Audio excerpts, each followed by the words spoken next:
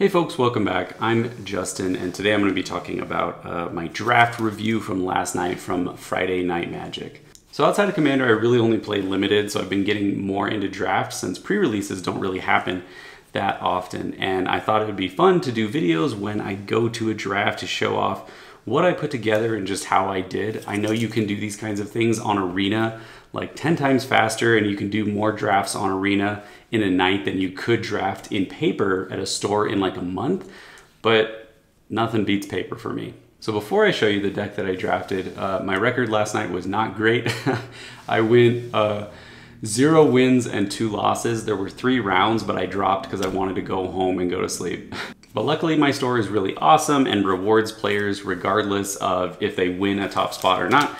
So I got a play booster and a promo pack, and something that I'm gonna start doing because I don't wanna get to the end of the year and have no more budget to buy packs. So what I'm gonna do is whenever I get prizes, I'm gonna put it in my little treasure chest, my treasure cache, if you will. I've already got my sample booster from the Commander thing, put that in there, and then I put my promo pack in there too. So I have something to open at the end of the year. I'm just funny like that. I know a lot of people wanna rip them immediately, and I do too. But I think having something to wait for is kind of fun too. All right, so let's look at the cards.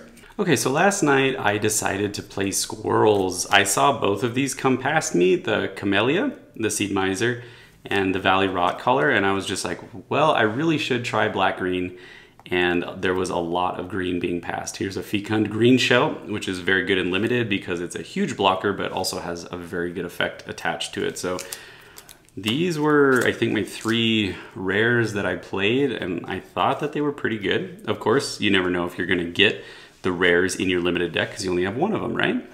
And that's why your commons and uncommons are so important. So these are just other foils that I had that I played. Peerless Recycling was really good, and I almost got a win with Valley Rot Color at like the last minute. I think I was on 2 life or something like that. Returning a couple squirrels to my hand, end of their turn, and then hopefully getting to attack, but they burned my Rot Collar before I could initiate the trigger. So that was the end of that. Thornplate Intimidator, I had 2 of these. I only got to use it once, but it really never did as much as I wanted because they got rid of it immediately because it has the because it had the 4 power, and that was kind of threatening compared to most of my tiny squirrels. Corpseberry Cultivator, Druid of the Spade. So let me lay out what my sort of curve was here. These guys were 3. This was a 4. Here's a 2. More 3s. So I also got past, like I said, 4 of the Vine Reap Mentors, which almost guaranteed that I always had food to forage. So that was really, really good. I was happy to walk away with a play set of these, even just for myself. Let's see, I had a Pawn Prophet. The double green was a little chancy sometimes, but usually I could get just the draw off that, and then he was a blocker. A bunch of these Druid of the Spades, yeah. So I knew I was gonna have food tokens, and so having a 4/3 trample was very, very good. But usually because he, had 4 and he was a trample, this was another target for removal that instantly got taken down. I barely got to use it. That was just because I needed another 2-drop that was in green. Honored Dray Leader was super, super good because I had a bunch of squirrels and food tokens because of the Vine Reap Mentor, but it didn't really matter because he was a hot target for removal. Baker's Bane Duo for food. This guy was just to pump a creature. There's my other Thornplate. Bandus Talent was actually super good, especially if you upgraded it, because in limited there's not a lot of great ways to fill your hand. So I got one of my opponents down pretty low with the level 2. That was good. Cash Grab was just for digging, and then a single 1-drop Sun Shower Druid. Now my creatures aren't the best, even if you look past the squirrels. This wasn't that great. Druid of the Spade was good. But my other 2-drops outside of like the squirrels weren't fantastic. And if I had more squirrels or rats, I probably would have drafted those. But what am I missing here? I am absolutely missing removal. So that was my fault. Sometimes I'd see something like a Vine Reap and a Savor, and I'd rather go with the Vine Reap just because it's such good synergy for what I was trying to do, and for Camelia's ability to sacrifice a food and get a squirrel. So it was a lot of hard decisions, but I ultimately like the deck that I had, even though I didn't win a single match, which is okay. Sometimes it's, well, I wouldn't say sometimes. For me, it's more important just to have fun than to win, especially when the store that you're playing at is not top heavy on the prizes. I don't like playing at stores that are top heavy on the prize, because then there's no point in having fun.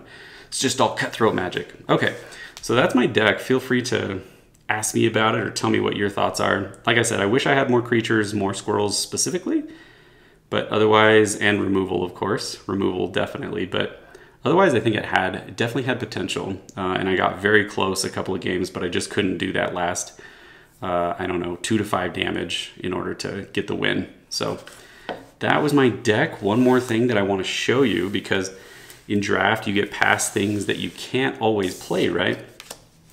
So I'll show you a couple of cool things because I like shiny stuff. So I got past these 3 cards and didn't have anything else worth taking.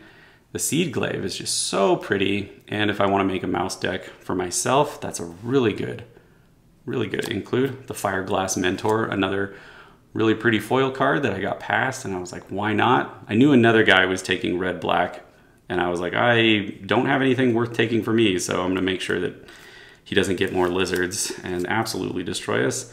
Tempest Angler, just another, it's not a mentor card, unfortunately, but just another really pretty card with a neat effect. So I was happy with that. And then I really like the art cards. I love art cards, but almost nobody collects or trades them, which is a bummer. But I asked the table, if you open an art card, if you don't mind, can I please have it? And luckily my pod was full of very generous people who were willing to give them to me, because I think they'd probably just throw them away anyway. So we got Persistent Marsh Stalker, I think the Season of Loss, yep. This one, oh my gosh, this was my favorite one. This is the Luminous Broodmoth, I think, right? Yep, really, really pretty. I love these art cards. It's sad that they're so hard to get now. And then the Mockingbird, which is just really fun. What a fun character, Mockingbird. Anyway, all right, so those were my extra little goodies, and that was my deck. I'll definitely probably continue playing draft and limited when I can, because like I said, I think it's pretty fun, and it's a good opportunity to play with other people and just find some fun goodies now and again, right?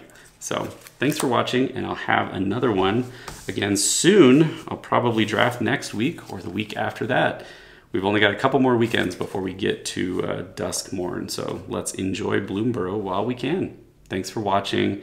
Have fun out there, and I can't wait to make another video. See you again soon.